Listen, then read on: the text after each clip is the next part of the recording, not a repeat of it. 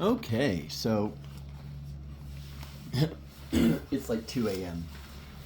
And in the halfway point video for the studio, I commented that, oh, it should be done by 7:30. No. I started uploading videos and getting really into, you know, kind of looking into my content stockpile. And I realized that I have a shit ton of content discussing all the tech in this process, except for really in-depth battery, um, you know, explanations, at least for my choices in this setup. So I thought this would be an amusing image to come in here and see this fucking mess.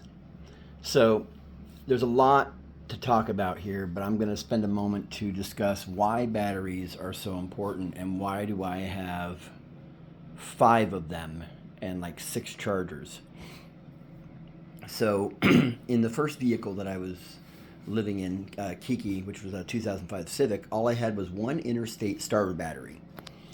This is a hybrid Odyssey Extreme deep cycle. Hybrid means it can be a starter battery and or, meaning it doesn't have to pick either one. It can cycle, which means having a kind of a sustained even draw on its charge over a long period of time, or it can start the car. And so starting the car is a massive demand on the charge. And with a starter battery, they may be similar sizes, but the chemistry of them is a much weaker battery, but they're designed to put out like 80% of their charge in one burst. And then with a starter battery, immediately, once the car is started, the alternator focuses on just putting as much current as it can into the starter battery, charging it back up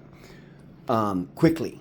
And then once it's charged up fully, the alternator can focus on just running the car. So the problem that I had with the Civic was, well, I didn't know anything about batteries. And so I was running, when I parked the car, I had a little inverter that saw a voltage readout, kind of like this little guy. This is a charger, but it's kind of showing the voltage readout of the charge. And I would be like, well, I still have power. It's still running, whatever device that I was using. And I had a little, handheld jump starter. So I didn't realize that this was a major problem. And it would eventually lead to the car's destruction.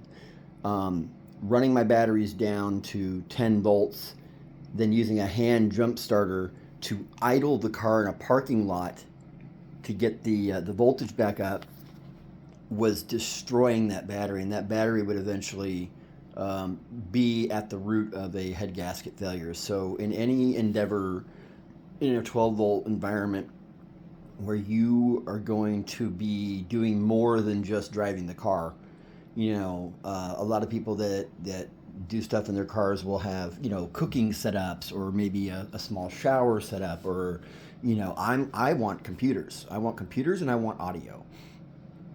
So, this time around, and actually I was still in the, no, this is all in the Forester. I learned about deep cycle batteries, and I wanted to start, with the Forester. I said, well, I'm going to do it right this time. So I had learned about Odyssey batteries because over here in Washington, for many years now, there's this stockpile of used Odyssey 31 PC 2150s. There's a different model number. This is an older model number. Basically, it's a Group 31, and the PC 2150 is, I think, 2150 cranking amps. 1150 cold cranking amps, 2150 cranking amps. Reserve capacity 205 minutes. It's a 100 amp hour battery. So we're not going to go into all the details about what that stuff means, but just know that in the realm of automotive, dual mode batteries, there is nothing better than Odyssey or Northstar. That's in a lead acid format. Now that's another thing we got to mention. So starter battery, all starter batteries are lead acid. but they are a lead acid battery that utilizes, it's a liquid. And so this liquid is sulfuric acid, usually distilled water in some form of, acid. But I mean, you could put regular water in here. It's just not ideal because of the minerals in water. But yeah, so this is it's a marine battery. It's actually dual mode as well. It's marine and RV. So what that means is this is also a cycling battery or starter battery, but it's flooded lead acid. So that's kind of important because these are what's called an AGM lead acid battery. AGM stands for absorbed glass mat. So in this type of battery, you've got a bunch of sheets of lead plate, well, 6 to be exact, and they're all kind of connected throughout this battery, right? And they're resting in the battery acid, but it's an electrolyte, so that this battery acid conducts electricity extremely well. So what happens in a battery is especially with like a flooded lead acid, is because of it's like sulfuric acid, so sulfated batteries. As the battery is fully charged, all of the sulfur is back in the solution. So it's the sulfated plates, meaning the sulfur gets attached to the plates, is removed and put back into the solution, right? So as you deplete the battery, that sulfur, because of the chemical reaction, is removed from the acid and attached to the plates. So the important thing to remember about this is if you leave a battery in a sulfated state, which is also called a reduced state of charge. So, we're just going to be using the term reduced state of charge moving forward. So this is what I did wrong with the first battery is running your battery at a reduced state of charge for long periods of time drains the life of the battery. This is where, I'm going to get into why I've been charging these for a week. So batteries, contrary to popular belief, are not still good if they have a charge. So, battery is usually about 12.8 volts. That doesn't mean you can run it down to 2 volts. The whole vehicle electrical system wants to see 12 volts. If it's fed 11.9 volts, every sensor and the computer and everything that needs electricity is now getting just a hair less than it needs for optimum operation. So your vehicle will run, sure, it'll start even, but what's happening over time is, think about there's 200 sensors. You got temperature sensors, you got level sensors, you got airflow sensors, you've got all these different types of sensors that usually want to see 12 volts, 10 volts, or 5 volts. That's not important. Let's just use the number 12 because the computer is really the one that's determining the voltage that each of these sensors is seeing, because the computer needs to see it's 12 volts. But it needs to see more than 12 volts because the way electricity works, if you have a 12 volt battery here and a 12 volt battery there and you connect them, no electricity will flow between them. For electricity to flow, there needs to be a higher voltage on one side. This is the law of potential energy. An energy of greater potential and an energy of lower potential meet. They will equalize to form a new potential. It's kind of like hot and cold. If hot meets cold, cold becomes hot and hot becomes cold. So that's the exact same thing that's going on with a battery. So for a charge to go from one battery to the next, one needs to be at a higher voltage, right? But if, that battery is at 12.1 volts and that battery is at 12 volts, the charge will be almost non-existent. It'll be a tiny, tiny, tiny bit, because think about in that hot cold thing, if you have a cup of water, but it's only filled this much and you pour it, water will flow, but it will be just a spattering.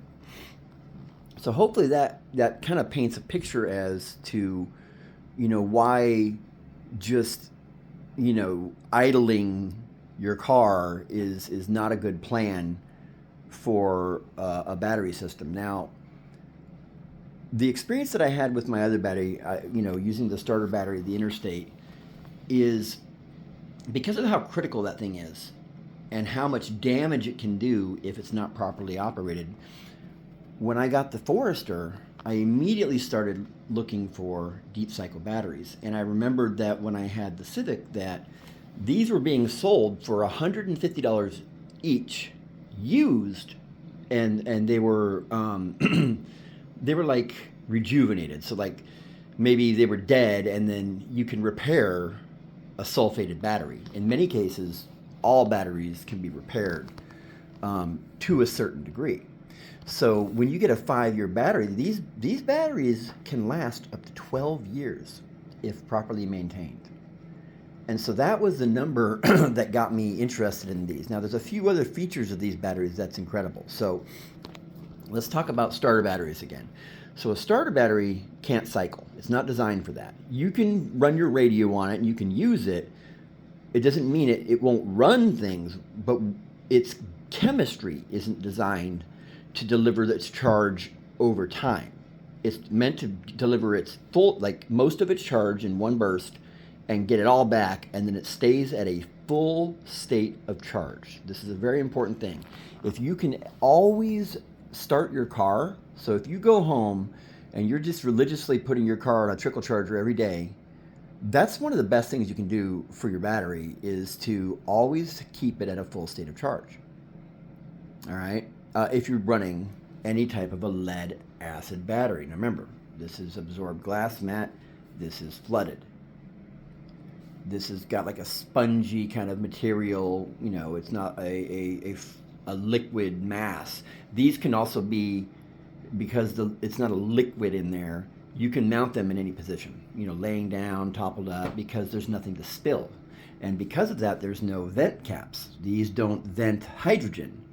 So these are actually kind of dangerous in enclosed spaces. If, you don't maintain them properly. Actually, we're going to talk about those batteries in a second, but so, absorbed glass mat, gives you many more mounting capabilities. It doesn't vent. When I was charging these the other day with this beefcake charger, these were bubbling. They're supposed to. That bubbling kind of agitates the plates and gets the sulfated plates to become desulfated. Remember, sulfation is the enemy of batteries. So I ended up, and this is just to kind of illustrate how lucky I've been. Everything we're looking at here was, I don't know, I think that the universe, and when I say the universe, I mean just everything's kind of aligning with my mission. This was given to me. That charger was given to me. I helped someone move to get that Ryobi charger for the Ryobi power drills that were given to me. Got that offer up for $40. It's a 4 for Hart chargers. Found those in my parking garage. Someone had been setting them aside to be thrown away. So I said, fuck that. I know how to repair batteries, and I have like 4 battery chargers. I brought them in. That one was bad, 7 volts. That's called a deeply discharged battery. That one, so a fully charged battery usually is around 12.8 volts. That one was at 12.8 volts.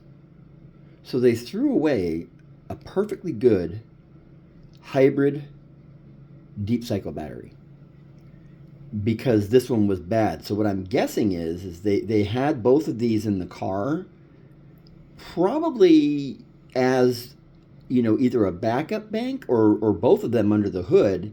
And because one of those is bad, you can have one bad battery where it's not properly taken care of, i.e. a 7-volt battery, and you can have one good one. And that doesn't mean when you connect them that this one's going to take care of that one. What will end up happening is this one, because it's in an unhappy state, will always be pulling on that one. So this battery would have to then run the car and keep this at voltage. Just because you see that they've equalized and they have the same voltage doesn't mean you're not doubly taxing that bad boy. So what you would need to do is do this process called desulfonating. So that's what I've been doing all this week, but not with those batteries. That's just a little side note of how fortune seems to be greeting me, because now I have an additional 2 batteries, and spoiler, they're both fully charged, holding charge, and that one is no longer declining rapidly over time. Like when I did the first run of charging those to full, in 2 hours, that was at 12.8, and that one was down to like 12.2. So I've done several set of little, what's the word I'm looking for? Where I go into a charging mode like this. I'll do this for like 12 hours. All right, so just because I don't want to lose, I want to impress upon you the importance of these batteries and finding them at a good deal. So I was saying that they were selling these 5-year-old batteries at $150. So a 5-year-old battery is a pretty old battery. But with these, because they're Odyssey Extremes, they have a couple of extra features that are extremely, extremely desirable. Now, the company that owns this is called Enersys. And Enersys also owns another company called Northstar. They're what's called pure virgin lead plates. So basically, it's the way the plates are designed and connected inside. It's like they're bolted and welded into place, and these have like a little spot weld connecting the plates. So like a little pinch of a welder to create a connection. These are, purposefully designed to have a massive bar across it. So these are extremely well built. Because of the pure virgin lead plates in these batteries, there's another feature with these that you won't see with that hybrid deep cycle and with a starter battery, and that's what I was going to say earlier. So a starter battery, if you deplete a starter battery more than like 20% and you leave it there, you are now going to damage the battery. It's like if you've ever played like Fortnite or Call of Duty, where you get caught in that area where you're constantly taking damage.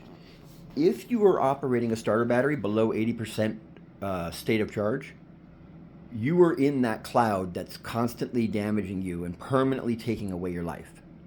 So if you were going to get 2 years out of that starter battery, and on the first weekend you bring it down to 70% and you keep it there, that battery is going to last you 5 months, 4 months. So this is where it's important. But now you get into a hybrid deep cycle or any kind of a deep cycle battery, like the popular one is the Optima, like yellow tops. Okay, Optima makes the red top, which is a starter battery. It's just a very good starter battery.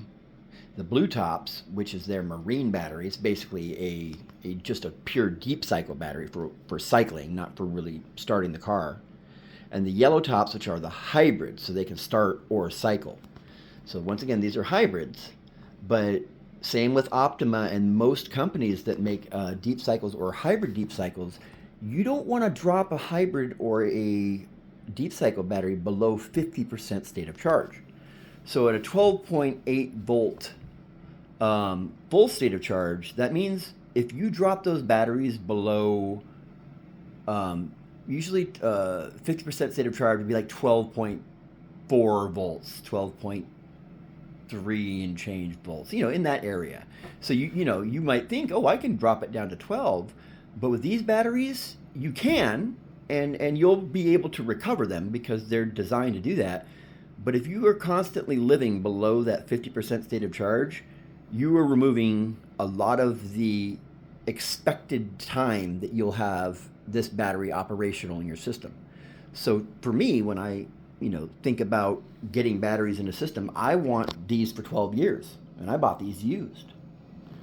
So 50% state of charge. Well, Odyssey and Northstar, you're able to deplete these 80% depth of discharge.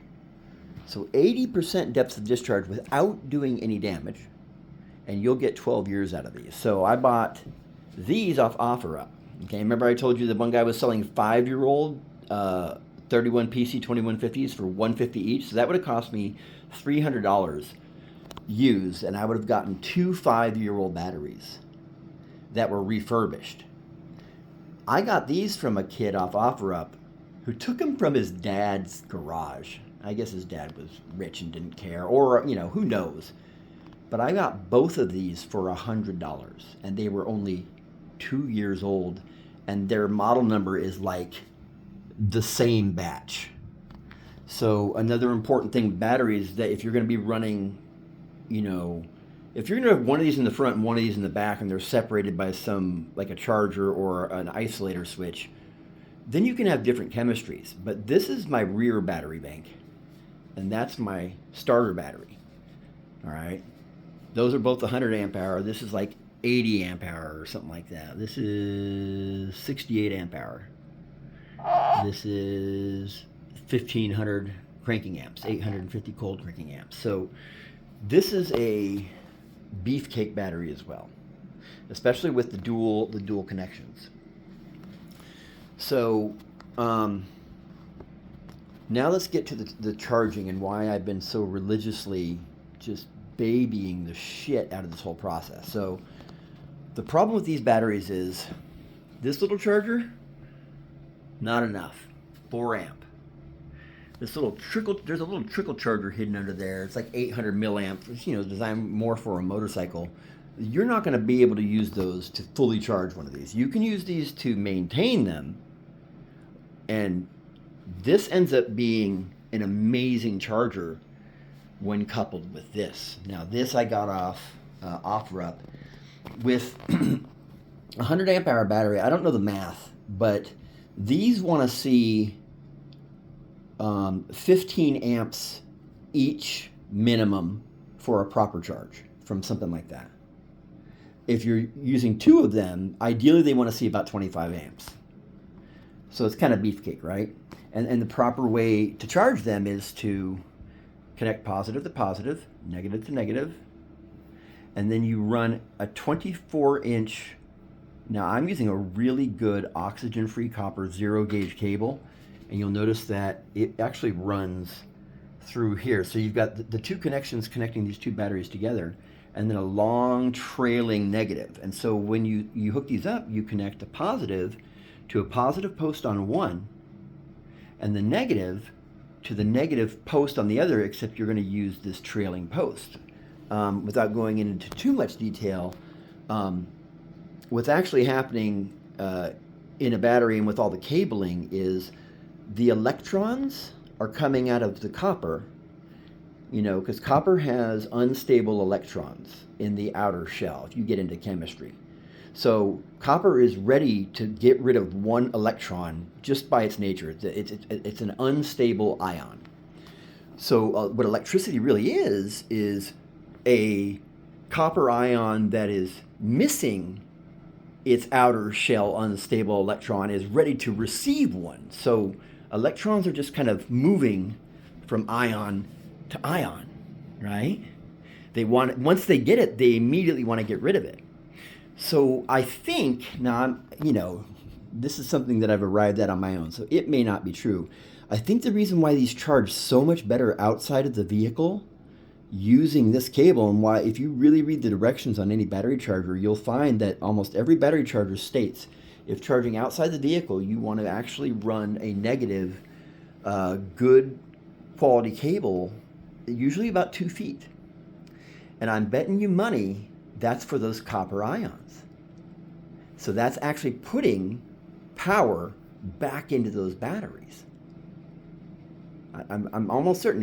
You can charge it like this, but it's not ideal.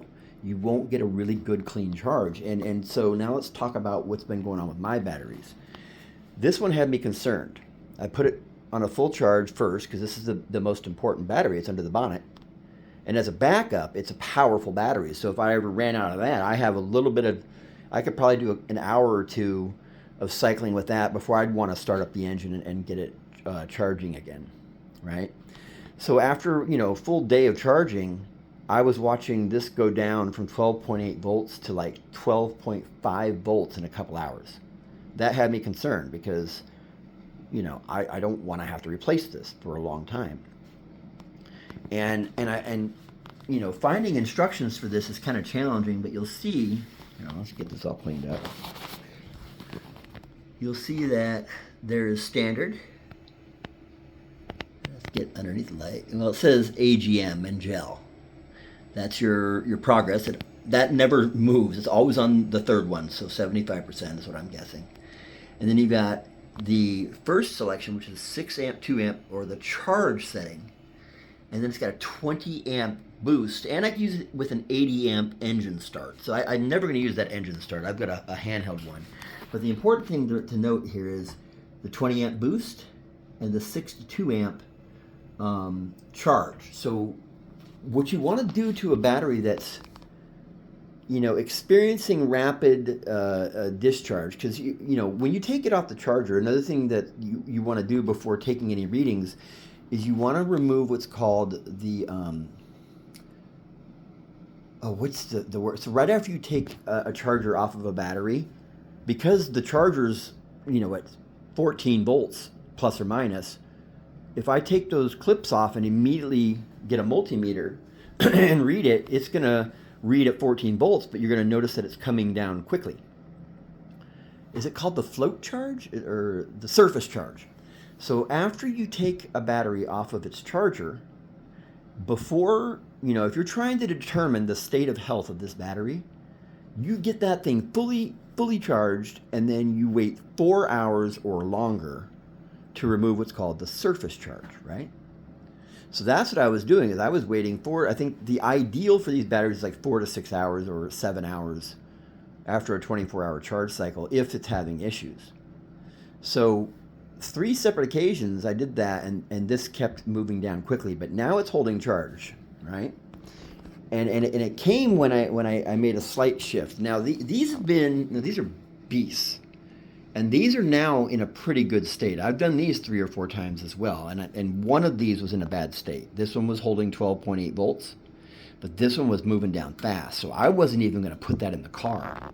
But this doubles my capacity, and what I'm trying to do is run this audio system for like 4 to 6 hours without having to start the car. That would be an ideal setup. So if I lose one of these, it would dramatically reduce my ability to run that system. So, getting both of these in a perfect state of health, and not just in a perfect state of health, in sync with each other. This was the same thing as those two, is one of these was depleting extremely quickly. Well, now they're holding. And here's what I had to do. I found that this 20 amp boost is great to get it to full charge. And then I'll run this, so, to run this, I stop it. You notice that position light goes away, and now I'm going to shift this to the charge cycle, and this is because what I was doing was desulfating the battery. Normally you don't want to leave it at boost for that long. Once it's, boost is something that you do rapidly and quickly when you're starting to charge a battery, and then once it reaches what's called its charge voltage, so that's the desired voltage that is perfect, then you go to what's called the absorption phase instead of the boost phase. And I believe that's what that is. It's just poorly labeled. I've been taking readings while it's charging. I'm not going to take a reading right now. This is a 30-minute video. And what I discovered is I'll leave that on, and after a little while, it's going to say it's done. But when this thing says it's done, it isn't.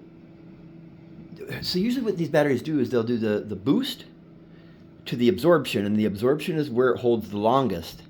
And then once it's in the state where it could be considered fully charged and ready to go, it does what's called a float charge. And a float charge is a little bit of energy, because all batteries lose a little bit of their charge over time no matter what you do. But you want that rate of discharge to be really low, right? To be ideal. So that was my big worry here, is I had one of these going fast and one of these going slow. So I wasn't even connecting these together for their charges. I was just treating this one by itself. I did one charge on this, and I left it alone for like a week, and I just had to keep doing this one. So what I discovered is this charger is the key. This does what's called and I've actually read the book on this at one point. It's a high frequency battery charger maintainer. You notice its charge is going 13.2, 13.4, and then it'll jump up to 14 and it'll go down. I bet you if I was to put a multimeter on this battery right now, it would be about 12.9 volts. Because it's going slightly above, then more above, then down to like its charge. So what it's doing is it's pulsing. So this is really good at desulfating, I think. If I was to, get a scientist over here, and run this on a spectrometer or spectroscope or whatever the thing is that measures something like that. I don't know what they're called. Doesn't matter. So I boost with this, and I actually don't even really use the. Well, I'm going to use it right now because right now what I'm doing is because I'm about to put these in the car and take the first readings because I have two battery monitoring systems.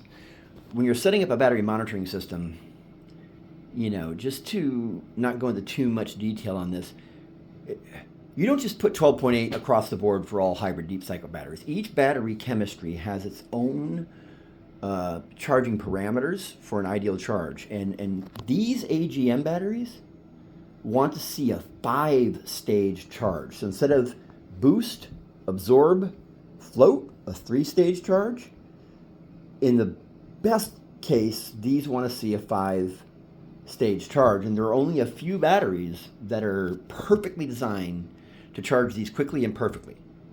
So I'm not using an approved charger. Neither of these are approved. So through trial and error, what I discovered was a lot of the shoemakers, they come with really bad, or not really bad instructions, just really basic for what most users need to know. But what if you're a user that's on a budget that has two $500 batteries and a $400 battery, and they can't afford the $500 charger because, you're not going to find these specialized chargers on OfferUp or Facebook Marketplace. So I had to just kind of come as close to what I thought those chargers would possess, and it was, this was a 20 amp charge. So I've had to kind of really just play around with this to kind of figure this out. But, do about 8 hours with the boost with both of those connected, take it off, and then you throw that one on for 10 or 12 hours. That one's never going to overcharge. Well, okay. You actually want to overcharge AGM batteries by about 5%. Usually you overcharge them to about 105%. As the surface charge dissipates, it leaves you at 100%. So when I set the parameters for the rated voltage at 100%, even though 12.9 volts is 12.86, I believe, is what these are at 100%, I think they recommend doing 13 volts or 13.2 volts, is your 100%, where really they're going to be 100% at 12.86. These batteries can go down to 11.8 volts, 11.6 volts before you need to recharge them, But, one thing to keep in mind as well is when you fully discharge a battery to its floor, it takes a lot longer to charge it up. But not just that, you remove one complete charge cycle. So these batteries, if maintained properly, can do 400 full discharge and recharge cycles before they'll be, no longer usable. So this is my starter battery. I've probably started my engine with this battery over 200 times. So it's very important to me to get as much life out of this battery because, I have no money, no job, no insurance, no license. So what I've discovered is I've perfectly rejuvenated all of these by carefully monitoring these. So once again, you can't really monitor them when they're in the middle of a charge because all you're going to see is the voltage that thing's putting out. And it varies based on temperature, internal resistance, and state of charge. So these things are designed to kind of measure the internal resistance and adjust, the charge's ups and downs as necessary to do whatever. It's called a charging algorithm, right? So all I did was put it on for about 10 or 12 hours because it's not going to, even though, here's another thing, is this thing was consistently putting out about 16 volts. Now for desulfation, that's not terrible, but everything I've read online is like this hard line, never do this, and it was never go above 15 volts. But I've been charging these at 15 and a half, 16 volts, while this is doing it. Now, what I also did at one point was I have so I would sit at my computer and I was doing stuff, and I had this cheapy Amazon China battery monitor that was allowing me to read it via Bluetooth. So I was watching the charge voltage. So when it was first starting up, it was doing the 16. It would go right up there and that had me really nervous in the beginning. But once I relaxed and just allowed it to do it, I felt this. They're not hot. You feel these. Are these getting hot? And they're not hot. But those were getting hot when I was connecting them to these because they weren't getting a good connection. That was the other thing. You want to make sure there's a really strong, as much metal to metal as you can, as possible whenever connecting in a charging environment like this. If you notice that those are getting hot, readjust your connections. So what I started to notice is that they would go up to 16 volts for like maybe 20, 30 minutes. And then you start watching it, it just dip down, dip down, dip down, dip down. And then it was around 15 and a half. And it held that for like another hour or two. And then it mostly sat, and that's what this charger, around, 14 and change, which is perfect. So what, the boost does is it gets it really up there, gets them nice and hot, agitates everything on the inside, shakes off all that sulfate, right? Well, not all of it, but gives it the bulk of its charge. These things are so massive that this little tiny 4 amp battery, if these were at 12, like 50% state of charge and I put that on, this would never charge that. So you use your beefcake charger, and even better than these intelligent chargers, especially with an Odyssey, if you have an Odyssey or a Northstar battery, if you can get your hands on one of them old shop constant voltage rolling chargers that do 50 amps or 100 amps, those are the best types of chargers to have. Ones that aren't intelligent like this, that have a charging algorithm for desulfating these massive batteries. What you do to truly desulfate a battery is you get one of them 50 amp bad boys and you put it on for a day and just leave it at a constant voltage. And what that's going to do is that's going to shake everything up in there. But if you don't have one of those, in the absence of one of those, two intelligent ones side by side, like I said, that thing using both of its charge cycles wasn't doing it. But taking this after boost and then just throwing this on, I can leave this on for hours and hours and hours. And when I take them off, I want to give it about 2 hours before I go down to the car, and then I'm going to hook them up to the battery monitoring system and set the battery monitoring system. So what that's going to give me is 2 battery monitoring systems that have as accurate as can possibly be. I have the right data set in the battery monitors so that when it's saying that this battery is at half charge, I know it is. But not just that, these battery monitors aren't just telling me voltage. They're telling me the health of the batteries. They're telling me state of charge. They're telling me how much current is going in, how much current is going out. They give me like 10 or 12 specs on each of these batteries. You don't just want to know voltage. Voltage isn't enough. Voltage is not a good indication of the state of health. Voltage, what's called the, I think it's called not the short circuit voltage or the top circuit voltage. So after these wait through the surface charge period, that's the voltage you want to grab. You don't want to take them off the charger and take a reading. You want to give them about 4 hours with no drain, so out of the vehicle. If you plugged it up into the vehicle and do these charges, you can do that. But you got to remember, once that's plugged into the car, there are a few systems that use a minuscule amount. That's called a parasitic draw.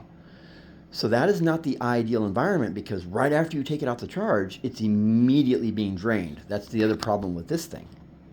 This thing is a battery monitor with a Bluetooth radio in it, so it's transmitting data. So even though it's a tiny, tiny, tiny amount, 1.5 milliamps, that's tiny, but still that's a draw. So I was just using this to kind of watch what was happening, and once I figured out what was happening, I take this thing off. In fact, I won't even really use this thing except in situations like this. I didn't even use it in the car because it's just on all the time. So I don't want anything on all the time unless it's a really, really sturdy, well-designed battery monitoring system like I have. The Victron is a Victron Smart Shunt. So I'm going to have these batteries as healthy as possible at full fucking charge. I have a 200 amp alternator. I've got a 40 amp DC to DC charger. So what my goal is in all this is I want the vehicle's battery to only be used for the vehicle. If I need to, because all three of these are Odyssey Extreme, that is the ideal environment for any vehicle. Now, they're separated by front and back by a 40 amp DC to DC charger. So there's like a barrier between these. These are never connected except when this is charging those through the 40 amp DC to DC charger. They're isolated from each other. So when I'm running my audio system, everything in the audio system runs off of this, except for the radio. The head unit is going to be running off of that, but the head unit's a small enough draw that I'm not super concerned. But once I start the car, if I've got a musical performance going on, well, I mean, it's going to add noise because I usually DJ from the moonroof facing backwards. So there'll be exhaust fumes and, you know, even though the car is quiet, there might be some noise. So I want to get as long as a performance as I can before I have to start the car. And yeah, we'll just end that here. 42 minutes. Damn, this is the best battery explanation video I've ever seen myself. I've never seen a battery video that, you know, gives you a good enough, like it's not super in depth, but it gives you enough knowledge that you can now go in and get like any part, like you want to know more about the charging profiles and you know why this is such a good idea. And here's the other thing is I was using, this is like welding cable or standard copper cable. They're thick, yeah, but they're not $4 a foot oxygen-free copper 0 gauge. You got to think the quality of your copper cables during this type of a charge cycle. In the beginning, I was using these to interconnect the batteries, and for my 2 foot length of the beefcake cable, I was using the oxygen-free. This is the first charge that I've done where I put, where I was able to do this bank and that, and they all get their own length of 0 gauge oxygen-free copper cable. And this time I connected these with 0 gauge oxygen-free copper as well. So I would make a set, if you have multiple batteries, just make a set of these and just keep them on the sideline, never to be used. And then when you wire them in the car, they get a new set of cables to connect up to the car. But when you take them out of the car and bring them into the house, make sure you have a set of these cables for them, and don't use cheapy cables. Like, these are decent. In fact, these go to a Victron 1200 watt pure sine wave inverter. I cut these so that I could put connections on the end of it, but I'm not even going to be using that. It's way too much power. I'm not going to need that. So yeah, this video is long, but you know, I've probably watched 100 hours of battery videos to get all of that knowledge that was just imparted unto you in 44 minutes. Oh, one more thing. So I forget what it's called. So there's trickle chargers, and then there's some batteries use the terminology pulse chargers.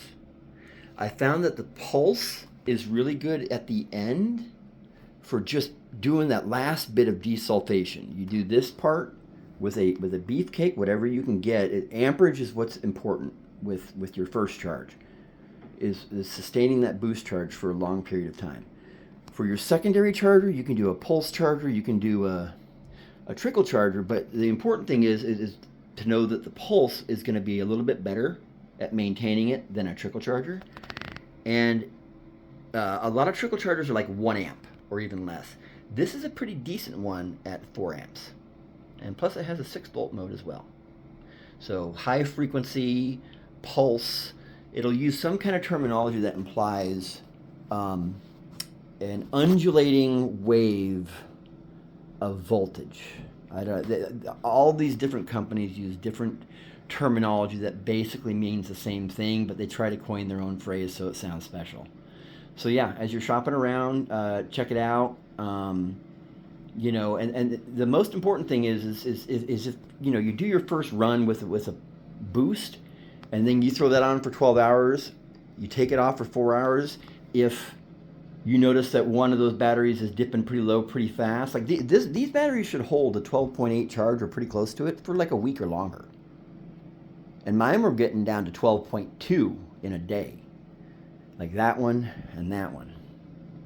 Well, now they've held 12, they went from 12.86, and I was doing readings every couple hours.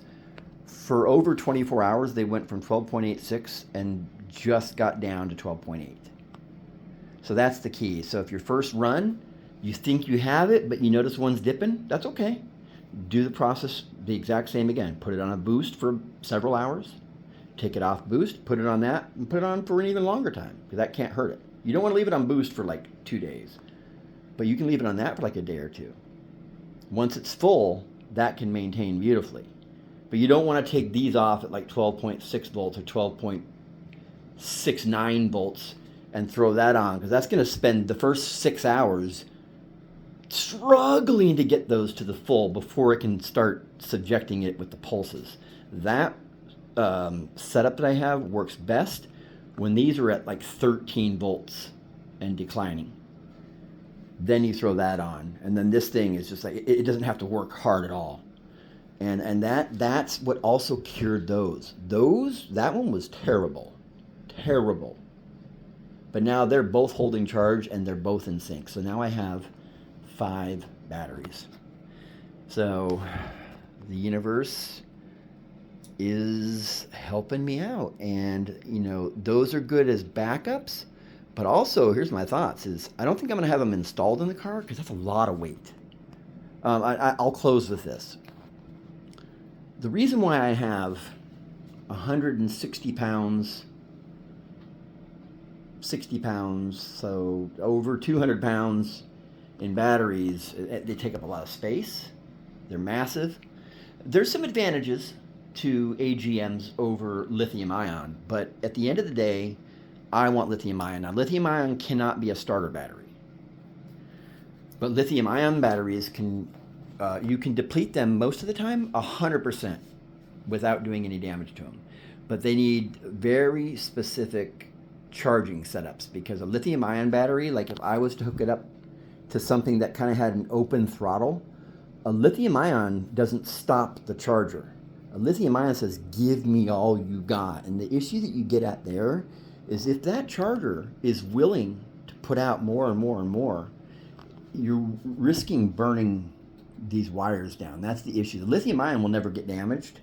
And if the charger is burly enough that it will keep feeding it what it's asking for, your weakest link is going to be in your cables. And these zero gauge oxygen-free copper, not regular, I believe their fuse rating, so that the rating at which they will melt, is 350 amps, I think, for that particular size and grade of copper. So yeah, 350 amps, I believe, is what I got. So if I had lithium ion, the beauty of the lithium ion is the battery might be as big as that or smaller, but instead of 400 cycles, a brand new lithium ion battery, you'll get 1,000 to 1,500 cycles out of it, if properly maintained. And you can deplete them 100% versus 50%. or 80%, a lithium ion can deplete 100%. So if I got 1 or 2 lithium ions, they weigh like 10 pounds, 15 pounds versus 60, 70. So, you got to think about weight. Weight's a lot of drag on the vehicle's fuel system. And shocks and struts, it sits lower and, it takes up a lot of space. So lithium ion would be, the goal. But, they're also $1,000. You can probably get a good deal on a decent one that say, they're rated a little bit differently, but, 1,000 cycle, 1,200 cycle lithium ion, I think $600, $700 for one. And you don't usually find those used. So, yeah, it's expensive. It'll last you 2 or 3 times as long, and you can use each cycle quite a bit more than these. But these you can repair. Now, a lithium ion, when it's gone, it's gone. You don't repair lithium ions. But these, with this system that I got, I bet you I can get the full 12 years out of these, and I bought these 2 years old.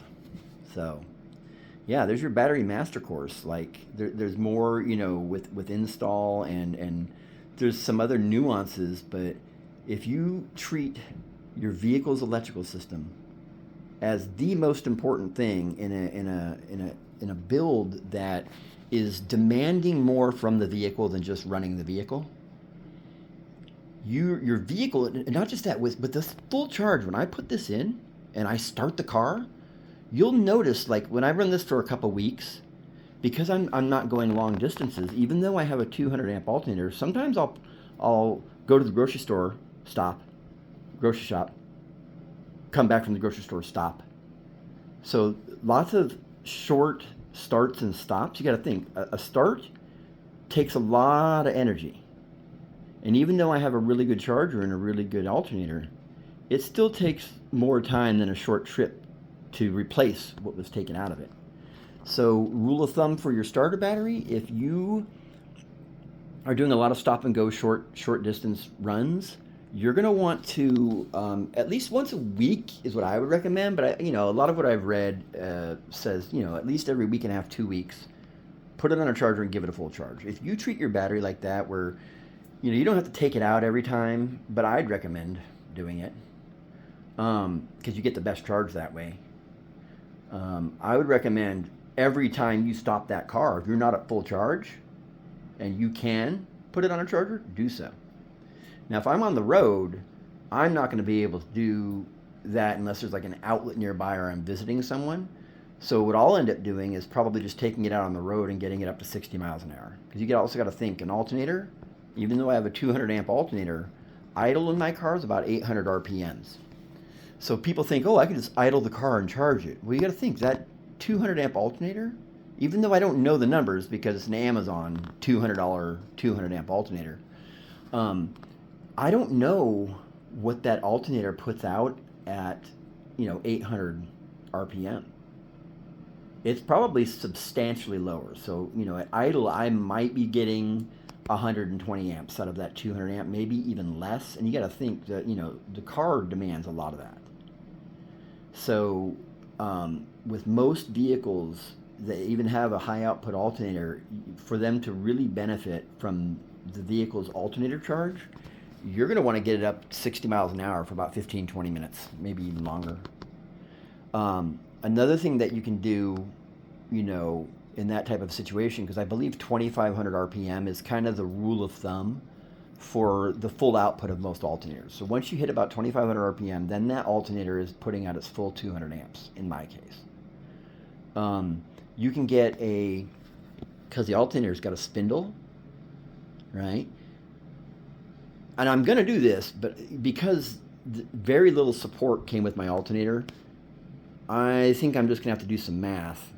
But you can get a smaller spindle.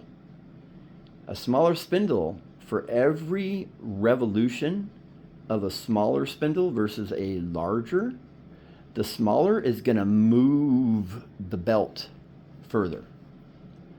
So if I got a smaller sprocket and a properly sized belt for that, because you can't just use the same belt too. You're going to want to get a different sized belt and then tension it. I could get this vehicle at idle to put out, at about 1100 RPM. I should be able to get the full 200 amps. So that's one of the other things that I want to do, so that if I have to start the car during a DJ performance, just idling the car would be the least disrupting to a performance, because you wouldn't hear it, and the exhaust fumes would be a lot less. And it would charge a lot faster than having to hold your car's RPMs at 2500. So that's another thing to consider with these is idle charging. It's not always, you're not always in a situation where you can easily go 60 miles an hour. Like, you might be kind of, maybe you're broken down, or maybe you're camping, and everything's out of the car and everything's everywhere, and you can't just go take it on the highway for a 60 mile an hour sprint. So in that situation, you don't want to be idling a vehicle for long periods of time anyway, because it's not good for the vehicle. No matter what anyone tells you, idling your car for long periods of time is not good on the car. The car, when the engine is running, all of those processes are producing power. And if you're just idling, that power has nowhere to go. It's wasted power. So what it creates is a very, very inefficient engine condition, because you're never using the power that the engine is producing. So even though, for all intents and purposes, it's not really damaging the car, if that's how you operate every day, is a bunch of idling, you're going to get a bunch of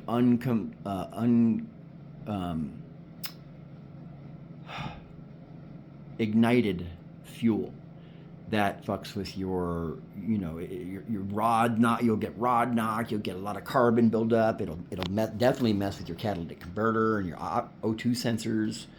And then your sensor readings will start to drift, and it's not a good idea to run it to run your vehicle without a load. You always ideally you want to run it under the load as often as possible. So that's it. That was the final leg of this.